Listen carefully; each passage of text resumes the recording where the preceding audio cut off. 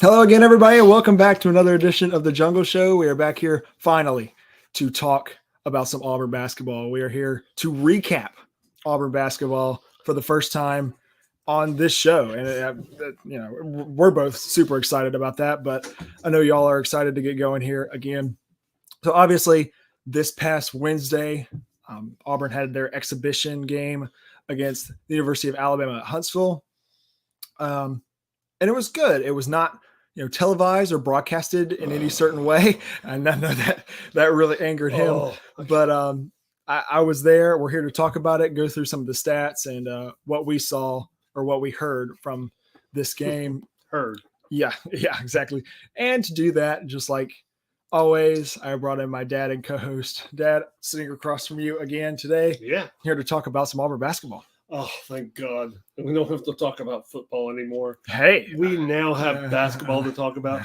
And I know football had a big week, but it doesn't matter because it's basketball season. That's true. And we had an exhibition game against a D2 opponent, an opponent you're going to win, but an opponent that is top 25 in D2. So they're not bad. They're not a bad D2 team. They're D2, and as a person who played Division III basketball, it's kind of what happens. You get to go and play against some big boys, and that's true.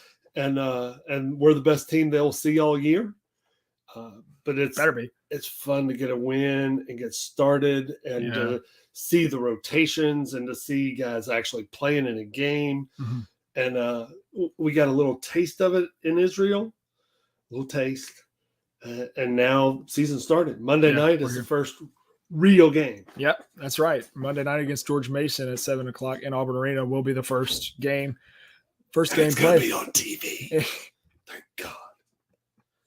You will actually be able to watch this game without buying a ticket. So I watched the game. Yeah. I turned on YouTube and watched during warm-ups. They were showing the guys warming up, and I was like, "Ooh, if they leave this camera, I won't be able to see everything, but at least I'll be like sitting with Andy." And then right before the game started, they turned the camera around, and I watched Andy call the game. Yeah, interesting perspective to watch a game from. By the way, actually, I enjoyed it. Andy does a really good job. I was about to say that. Honestly, is not such a bad thing because Andy does a very good job. As well as Sonny, and Sonny wasn't there. Brad Law was there. I thought Brad did a good job. They both do an incredible job with the basketball. So broadcast. Sonny's wife was in the hospital. Please say prayers for her. I don't know anything about it except that she was in the hospital that night. So it was just Andy and Brad Law. And to watch Andy call a game is interesting because he's looking down at his sheet to see the guys who are getting the ball. He knows obviously the Auburn players, but it's funny because he'll be watching and he'll go and then pass to the top of the key to Jones, and he swings it to the next side to Griffin, and then and you're like, that's wow, impressive. That's not as easy as you think it is. Yeah. So I think again, fun to watch Andy call a game. I think he's better at basketball than he is at football. I've always thought that. I agree. I think that's where he comes from. That's where he comes from. Women's basketball. Yeah. But let's talk about this game. Obviously, first thing I want to mention is how about the atmosphere for an exhibition game for the 15th ranked Auburn Tigers? Again, an unbelievable atmosphere. Look, I was at the exhibition game last year against Southern Indiana, which is Bruce's former school, and I mean, it was that was a cool dynamic, and obviously, I was there to watch a guy like Jabari and a guy like Walker, like be able to watch them play because that was their first time seeing them play. Right. That was our first time seeing them play. We've seen these guys play in Israel. No, that was our first time watching them play. So I was there, and I mean, there were a few people there. The jungle was filled out and all, but that was a fun experience. This was like a game. This was like an SEC type of game atmosphere. It was fun. It was an incredible atmosphere. The jungle was rocking. They were full an hour before the tip. Like.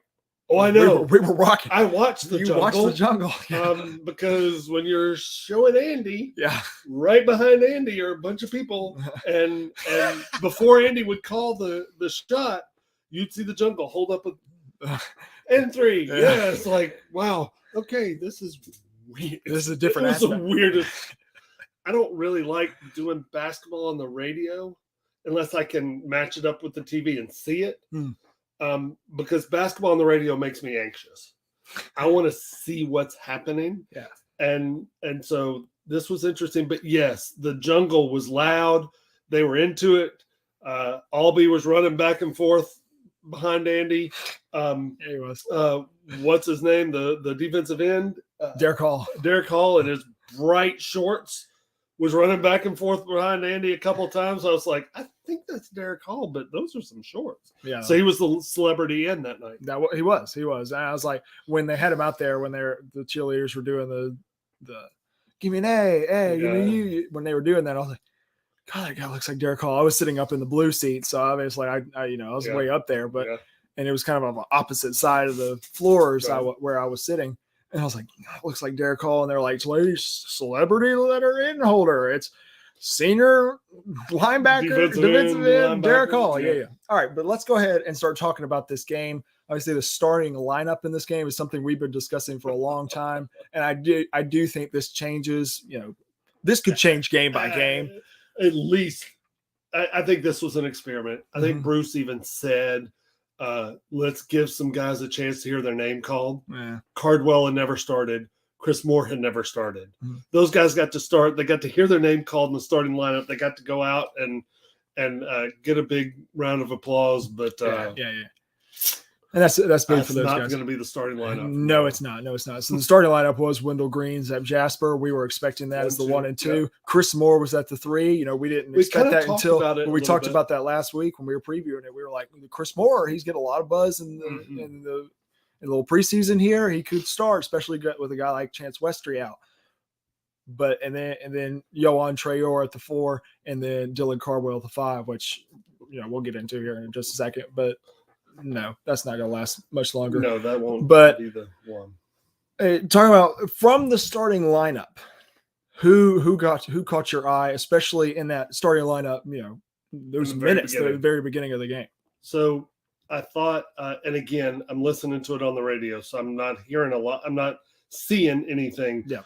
I thought it was interesting how we had to call timeout 2 seconds into the game. That was chaotic. Yeah. I've never seen a team. And give Shulman credit. I've never seen a team trap off the tip. They did. And we were not expecting it. No, and Wendell had to – he was like, what? Why are there 2 people standing in front of me? And I had to call timeout. I like how Wendell – I like Wendell in the starting lineup. I think he's PG1. I think he'll be PG1 the whole rest of the time. I thought Traore came out and played well early. I agree. He didn't play well. He didn't play a lot in the second half, but I thought he played we'll get well to why early. Here in a second. He made a couple of mid-range jumpers. No, let me tell you about that first mid-range jumper. Yeah. Again, I can't. People said he's got a lot of Jabari in him. I didn't believe that. Oh, I do now. Really? He was at the top of the key, took one dribble in, jumped as high as he could, and shot it over a guy and drilled it. And I was like, it looks familiar. I like that. So I'm pleased with. Again, this is a guy that's not been playing basketball forever. Yeah. However, a friend of mine asked me the other night, "What do you think of Yohan?" I said he's an NBA player right now. Yeah. He probably is one and done if he has a decent year. Yeah. I think that I wish Chance Westry would have had a chance to play. He's a unicorn. He's a 6'6" point guard, 2 guard, 3 guard, 4. He could play the 4 if he had to. But I guess early on and he didn't start. We heard a lot about Chris Moore. Yeah.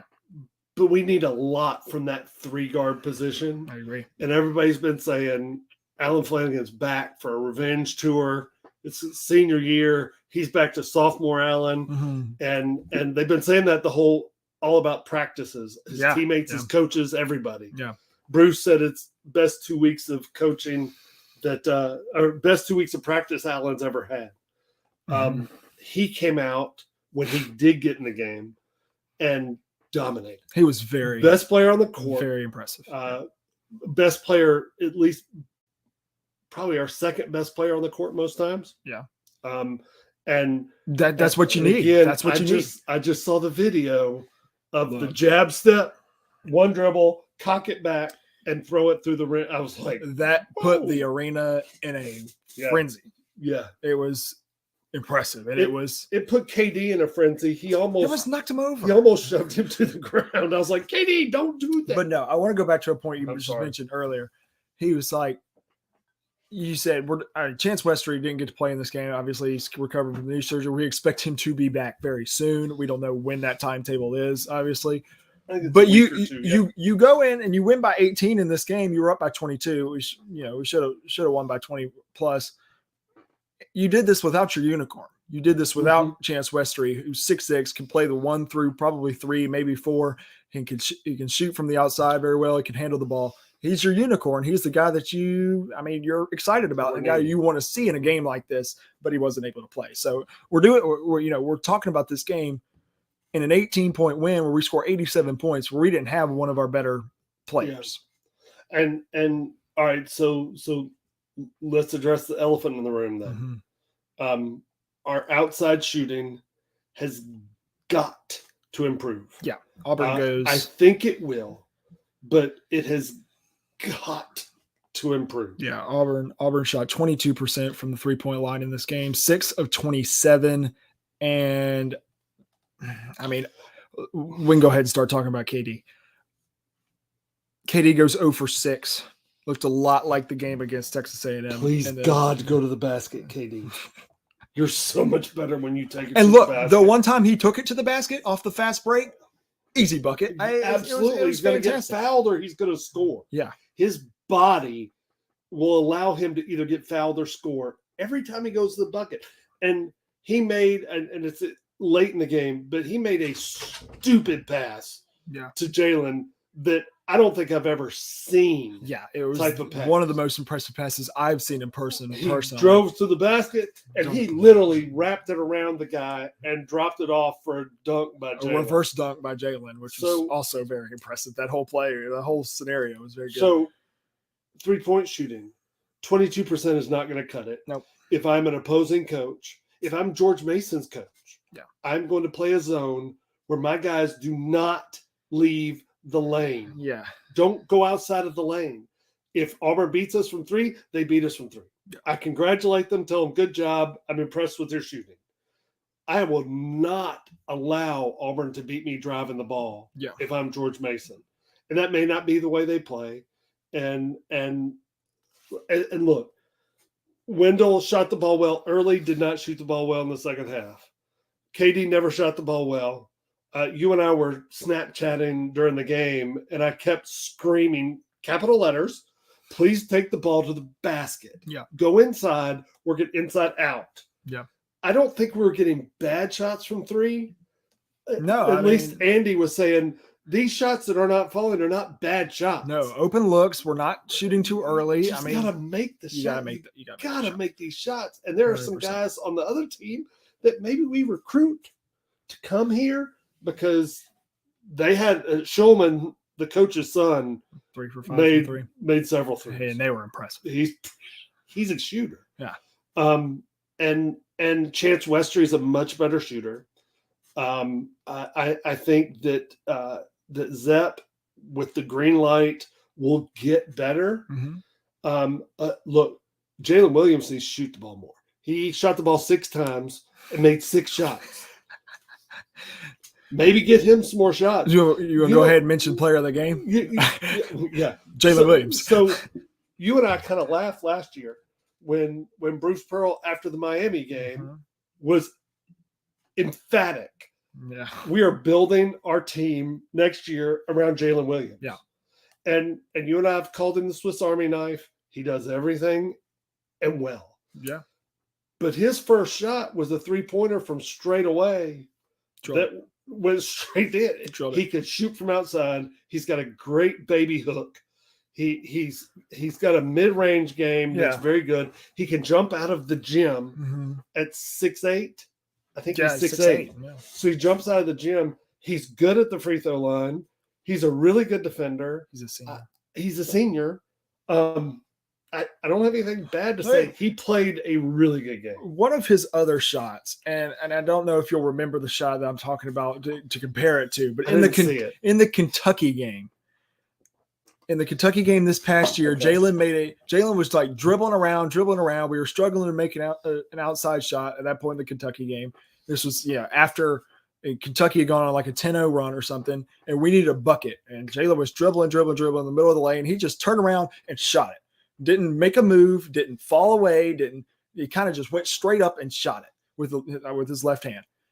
He made another shot like that last night where it was like he was just dribbling and then he just shoots it. And it's a contested shot. The guy was playing great defense on him and he just made it. He's different in that sense. He's just going to make those shots. And Traor's going to be that way, just like Jabari was that way. Yeah, absolutely.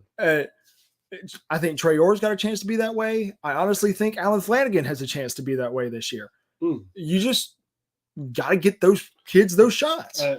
That's right. So you've got to, and Bruce knows this. Look, the next college basketball game I coach will be my first. Bruce has done this a long time. Bruce knows that you get the guys who make the shots. Yeah. We saw that with Jabari last year. Get the ball to KD and let him drive. Yeah. And you get the ball to Wendell and let him shoot from beyond the 3-point line is probably his best shot. Yeah. But if he's taking the ball to the hole, I thought Wendell ran the offense very well. As good as he's run the offense in a while. Yeah. He's not efficient. He's not an efficient scorer. He never will be an efficient scorer because he's going to jack some balls up there that you go, But if you get him driving the ball, get KD driving the ball, you let Zepp shoot threes because he can make them. Mm-hmm. You let Jalen shoot threes because he can make them. And you let when Westry comes back, let him shoot threes. And by the way, Traor can make threes.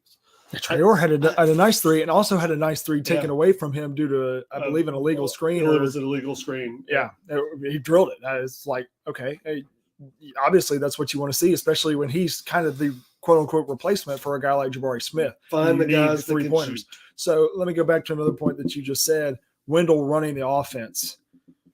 I told you this after I was leaving the arena. Wendell last year reminded me a lot of freshman Jared Harper. Mm-hmm. We'll make some outside shots. We'll get extremely hot sometimes. Mm-hmm. We'll turn the ball over sometimes. We'll miss some shots. We'll not be an efficient scorer, but we'll score a lot. Can pass the ball with anybody in the country. And he just got to take that next step. Now he reminds me of sophomore Jared Harper. And if you don't remember sophomore Jared Harper, that's when we won the SEC regular season championship in 2018. Because he was a junior when we went to the Final Four. Yep.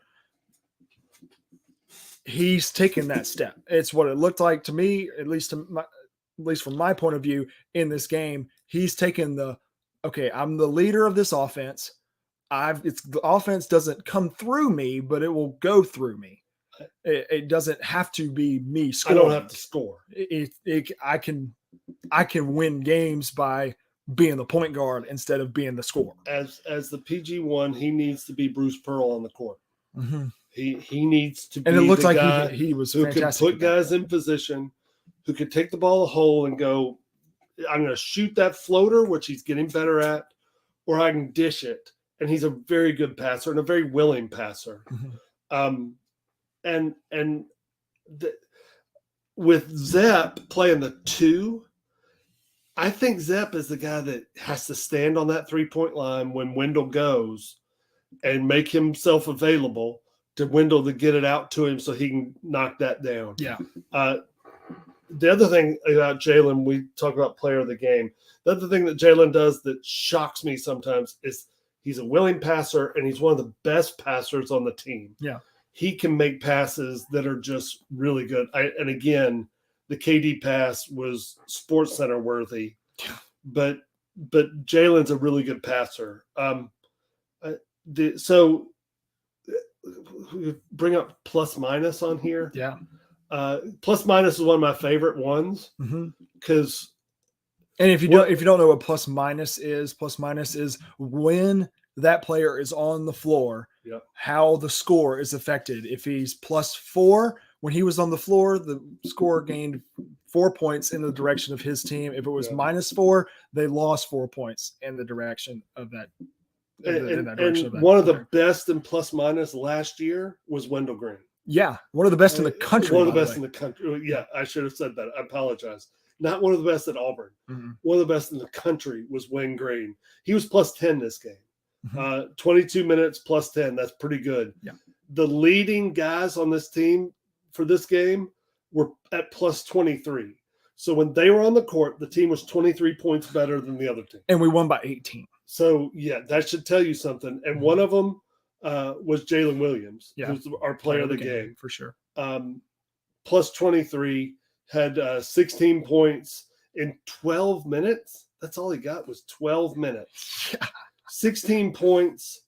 Let's see here. He had five personally fouled out. That's why. He had 4 rebounds and plus 23. But the other guy that was also plus 23 was KD. Yeah. A lot of people go, KD couldn't hit a shot from outside. Get him off the floor. He's not worth it. Guys, I'm telling you, when he's on the floor, the team is better, and that's 100%. That's exhibit A right there. Yeah. Let me tell you, when Katie Johnson came in for Zep Jasper, Alan Flanagan came in for Chris Moore, and Jalen Williams came in for Yohan Traore right after it was after the media timeout and whatever. Yeah. When they came on the floor, it was just different. Wendell was still out there, and Dylan Cardwell was still out there at that point. Yeah. We just ran the ball completely smoother. And let me tell you, and we're going to get into Dylan here in just a second, but I want to talk about Dylan and KD together. That's chaotic. Them coming off the bench together can be very, very chaotic, because right when they came in, it was UAH ball on the baseline. They were bringing it up, and I don't think the point guard was expecting KD to be there, but KD was there, and he was giving it to him the entire way down, and then KD ended up stealing, and then that's what gave KD his first basket. He started 1 of 1. It was like, okay, this may be a KD coming out game, and then he goes 0 for 6 for the rest of the game. But I remember it. I remember because, again, I'm watching Rod. I'm sorry. Love Rod Bramlett. Sorry. Watching the game be called, and he said KD's in the game. And you're right. He was like, they're bringing it up the floor. Oh, there's a steal by KD. I was like, he was in the game 20 seconds. He was in the game 3 seconds and had his first steal. Yeah. That's what KD brings you. KD brings you really good defense, on the ball defense and off the ball defense. Mm-hmm. But when he comes in the game, the energy of the whole building goes up. Yeah. And yes, do I wish KD would stop shooting threes and drive the ball to the bucket? Yeah. Make some shots, see the ball go in, and then stay out and hit a 3. Because if he hits a 3, he's going to hit all of them. Mm-hmm. He's a streak shooter. Mm-hmm. If he makes 1, he's going to make 8. Yeah. But if he misses that first one, I think he's going to miss 8. Yeah. But he came in, stole the ball, laid it up, and I was like, wow, this is what – and the plus minus proves it. Yeah. Plus 23 – he had a terrible game. Shooting the basketball was awful. He's plus 23. The team is better when KD is on the floor. Same thing with Jalen. The team is better when Jalen is on the floor. Yeah. Bruce sees that. Yeah. Bruce knows that. Yeah. But you look at plus minus, and then you look at plus minus of I hate to do it to guys who came off the bench late. Dylan Cardwell -4. And look, let's go ahead and start talking about the center position. Okay. The center position is not going to be as good as we had it last year yet. Mm-hmm. Here's my point on that. Dylan Cardwell did not play well in this game. He had 6 points, went 3 of 7 from the field, went 0 of 2 from the free throw line. Horrible free throws, but hey, he can get better at that. Same thing with Janai. Janai went 2 of 7 from the free throw line, but he started like 0 for 4 and then yeah. made 2 straight that one time. And it was like, okay, that's much better. Those look so much better. I think he can shoot free throws. I agree. I don't know that Dylan can shoot free throws. Yeah. I love Dylan to death. Dylan's one of my favorite players of all time. And he's the guy that I love seeing at the football game. Yeah. But I agree. I think Janai Broom's dealing with an ankle injury. Yeah. And he never really was full speed in this game. Yeah. You even you sent me a snap early in the game, was like, Janai just needs to calm down and get his head in the game. Yeah. And when he does, look, he proved what he get. Can he play? Yes. He proved that in Israel over and over and over again. So he's going to be fine at the center position. He was plus 10. Yeah. Dylan was -4. Zepp was -1. I need more out of Zepp. I think that's what you saw. More. I think that's what you see. The problem with Zepp is him and KD aren't on the floor at the same time anymore. And KD was plus 23 in a game he won by 18. Yeah. And I don't think that's on Zepp. I know he went 1 of 4 from the 3-point line, but I don't think that's on Zepp. Let me go back to the center position. Yeah, Dylan got rejected by the rim on 2 different occasions on dunks. I don't understand. He was absolutely getting worked by, let me see his name, CJ Williamson on the other team. He would take the ball at the top of the key, blow right by Dylan and make a layup. It was getting worked on the defensive end. Yes, obviously -4. That's -4 on a game that you won by 18 in an exhibition game. He had 6 boards. So, yes, I do believe Janai Broom will end up starting. Yes. We mentioned that earlier in the thing. Yes. Obviously, I think Alan Flanagan will end up starting over Chris Moore, but something's got to happen at the center position, because not only does I think this offense is going to run through the center position more than it's going to run through a guard. I think Wendell's going to run the offense, but it's going to have to. Yeah, it's going to have to run through Traore and Williams. And it's going to have to run through Cardwell and Broom. Yeah. Just like you said, how I mentioned, I was texting you during the game. I was like, Janai doesn't look like he really wants to be here right now. He was hurt. I think he was hurt. I think he was an aggravated type of injury. Mm-hmm. He caught the ball one time after a beautiful pass from Wendell, and he didn't know where he was, and he shot it, and he hit the bottom of the rim. So I think he needs to settle down. He will. I think he will be that next guy. That's why I say our center position is not as good yet. No, do I think he's going to be better than Walker Kessler? No, absolutely not. I think Walker Kessler will go down as one of the best centers to ever play at Auburn. I do too. But let's relax on with Janai. I think Janai's got good. There's one more guy that I want to talk about, and I know you want to talk about him too. All right, let's quick. Talk let about. Me make a quick comment on Dylan. Okay. Yeah. Dylan is working very hard at that jump hook. He's got to make it. If he can make that jump hook, it would change his whole game. His whole game changes. Yeah. Because he gets that confidence. He starts getting in the crowd and he starts blocking shots. Yeah. That's what Dylan, he's got to make that jump hook. Yeah. And with Janai being hurt, you just said, and I've heard it too, don't know that he'll play Monday night. Yeah. Dylan, that brings Dylan in. And by the way, I thought Akimbola played well while he was in. Yeah. I mean, he didn't do much on the stat sheet. He's plus 11 in 12 minutes. Yeah. So what he's going to do is play defense and pass the ball back out when it comes in and work inside out. Yes. Let me say that when I just mentioned that Dylan was getting absolutely worked on the defensive end by the Williamson guy for number 4 for Alabama Huntsville, when they put Stretch in, he was not going to get work. No. So that's what hopefully will Stretch play a lot in the SEC? Probably not. Will Stretch provide some minutes while Janai's hurt and recovering? He played 12 minutes the other night. That's more minutes than he's played in a game maybe since he's been at Auburn. Yeah. I love Stretch Akimbola. I'm so proud of the fact that he stayed. He could have very easily gone to UAH and been a star, and been a starter, and been a superstar. Yeah. So him doing that is really cool, and that's your center position. I think Traore could play the center, but we're going to find out with Broom being hurt really what Cardwell's got, and hopefully Cardwell will have a better game. We've seen Cardwell play well. He played the best game at Alabama last year that I've ever seen him play. He played really well in Israel. I think he can.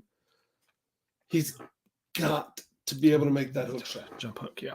He makes that hook shot, and free throws. His whole thing changes. And yeah, I don't know. Free throws are very, very, very bad. Let me tell you, there's one more position, and we've obviously touched on it a lot with Wendell.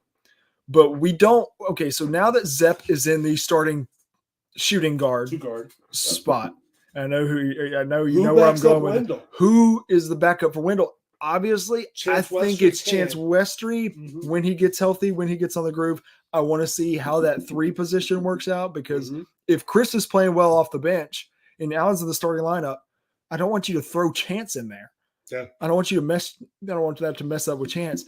If Zepp's playing well at the 2 and KD's doing well off the bench, I don't want you to mess up with Chance there. Who backs up Wendell? Is it Chance or is it Trey Donaldson, who had 10 points in this game, was 4 of 6, also had 7 rebounds, led the team in rebounds. Led the team in rebounds. That's in just 17 minutes. Yeah.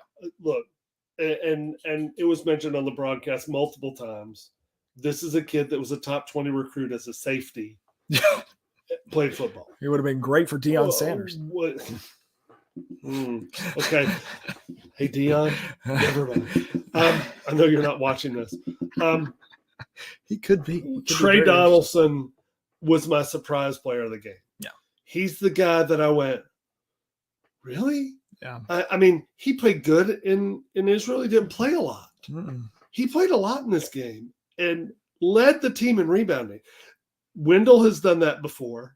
Yeah. So you said it when you were watching the game that when every the time ball a shot would go up, those guys go. The point guard goes and rebounds. That's fine. The point guard goes and rebounds more than I saw Dylan go and rebound. And Dylan had 6 rebounds. Yeah. But I saw. I mean, every time the shot went up, I saw Wendell or Zepp or Trey or one of those guys sprint to the basket. I love it because I think they know if they don't get the rebound, they have to be available for the big to pass it to them. Which is, I mean, that's pure like outlet passing, but that's a fantastic job from both Wendell, Trey, all the point guards, really all the guards, because Zepp was doing it the same way. I mean, Zepp was crashing the glass as well, even though how many rebounds did Zepp have? Well, the advantage that he only had 1. Trey Donaldson's going to have, he can fly. He can fly, and he's okay with contact. He was a top 20 safety. He can have contact. Yeah. So what that does is, and I was listening to Ferguson today on their show, talking about this game, and he's right. What those point guards do is they go, okay, the big men are boxing out, and they're busy fist fighting. Yeah, they're going to get the rebound. Low. Absolutely. And those point guards are going, y'all box out. I'm going to get the rebound. Wendell did that last year. He led the team in rebounding several games with Walker Kessler in there. Yeah. The fact that Trey comes in, he leads the team in rebounding. He shoots the ball well. He takes the ball to the basket. He's a good, willing passer. I was shocked. And I know he's like a 4-star recruit. I mean, he's not a bad basketball player, but I did not expect him to play very much. And he still may not play much. No. Westry may come in and play the backup point guard, and Trey's not going to play a lot. Yeah. But what I saw of him what I heard of him this game, thanks SEC Network. What I heard of him this game was good enough to earn some minutes in bigger roles. I agree. And dude, if he plays like that, it's hard to get him off the floor because he was very good defensively. I'll say that as well. He's defending. He's got the big hair. Love the big hair. Dude can play. And I'm sure that the potato famine that just left the football team would have loved to have him help him play safety. Sorry, I had to work that in there. Shh, don't tell the football team. Trey could play. Trey was my surprise player of the game. by far. I agree. It's hard to go different than that because obviously I was expecting performances from literally everybody else. Right. But Trey, I think Trey was the easy suppliers player of the game. I am going to try and go different, and we're going a little over on time here, so we'll talk a little bit about George Mason on Monday. But Alan Flanagan, yeah, it's good to see him back. No kidding, no, that's kidding. A different dude when he's got confidence. He's a different dude. Yeah, he's an all SEC NBA type of talent. When he's got confidence. Yeah, and he played last year like he was thinking about it. I don't think he fit on the team last year. Fit well. He fits on this thought team. Through things. We need points from the three, and that's what he can supply. They're going to get them. And look, the drive and the dunk. He made a three. The drive and the dunk though were wait. He does have some bursts. Let me say, his 3-pointer was a cross-court pass from the other corner by none other than 6-foot Katie Johnson. Again, an unbelievable pass. Plus 23. Team is better. The team was better when those guys were on the floor. That's right. Bruce sees that. Yeah, Bruce sees that. So we're going to get a little bit. Obviously, Auburn, 0-0 technically right now, because this was an exhibition game with the 87-69 win over Alabama Huntsville, but a chance to get it started and get it rolling Monday night at 7 in Neville Arena. You'll be able to watch it. Yeah, you will be able to see the game. Thanks.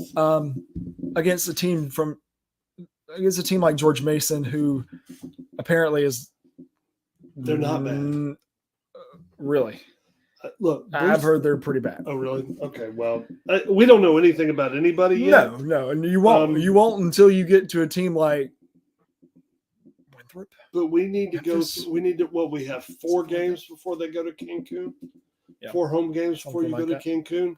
You need to get figured out. You need to develop your rotations. See who you got. Hopefully, get Westry back in a couple weeks before they go to Cancun. Yeah. And definitely before you go on that West Coast swing. 100%. Yeah. And get Janai healthy. If he can't play Monday night, look, the jungle's going to be there.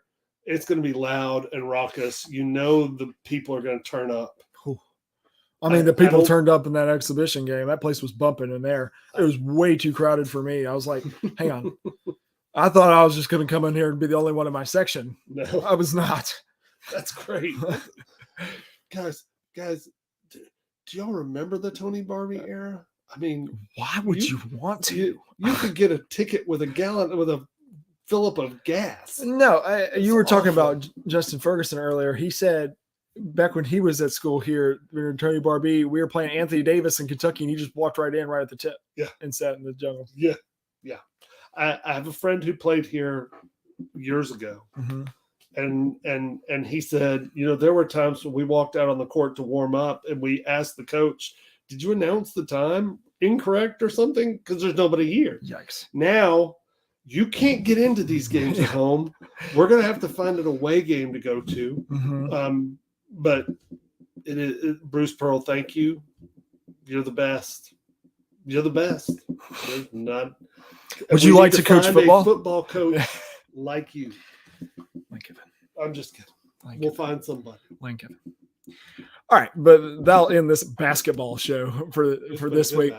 Absolutely. We'll be back next Friday to discuss all things Auburn basketball, recapping George Mason. We're going to have to start going to 2 a week. We might have to. We're going to have to start doing the live show on Friday and a recap recorded show after the game, maybe. I like it. We'll start thinking about that. So y'all can obviously keep updated with our Twitters at War Eagle Hoops or at Gray Oldenburg, or you can find all the right there. There you go. You can find all the great stuff. Difficult. Yeah, all the great stuff at auburndaily.com or at the Auburn Daily on Twitter. Until next time.